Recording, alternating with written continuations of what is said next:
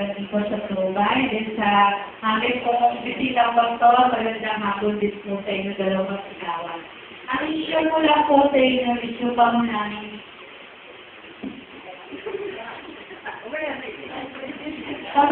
Pamula ko nung nakakilala ko sa Regal.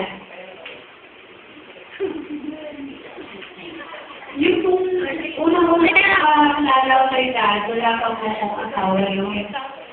Then tapos po, yung blessing po na nakatanggap ko, Ang gulo ni Judy. ganun na lang po. Hanggang po makakita ko ng isa pabalik na asawa, nabibigay sa akin yung Lord. Sabi ko naman po talagang, mahal na mahal ko.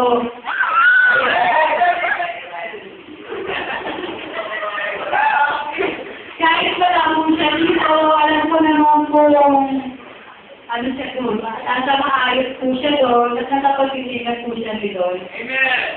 Then, alam ko pong bilang isang may asawa, napakahirap mo na malayo mo siya.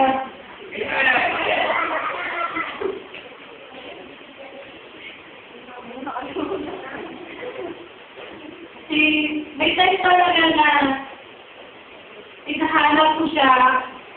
Nakita ko kasi yung mga kapatira namin na nagdadaan yung mga asawa nila.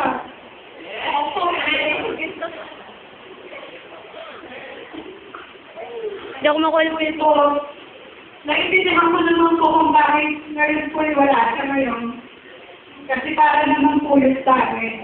So, yung mga nagpapasalamat din po ako sa Panginoon kasi yung kahit kung may mga pagsumong na dumadaling sa aming mag-asawa na siya, parang gawin matataas.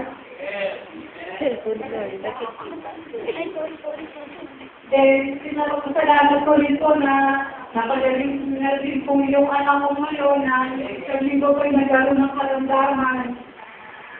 Then, sinapasalamat din po itong araw na to, bago po dumating ang alas daw, talaga naman po gusto pa rin niya ako makailangan yung kasi bago dumating yung kanina umaga, pag-isip ko palang masama na ito talaga pakaramdam ko na. Then sabi ko, kailangan ko pumunta sa girl kasi mag-aalis kami dito. Then pinala ko ng Panginoon na ayos din po natin siya, maalis.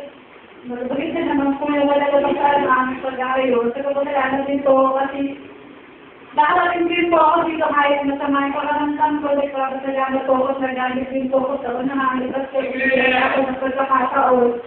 At yun lang po.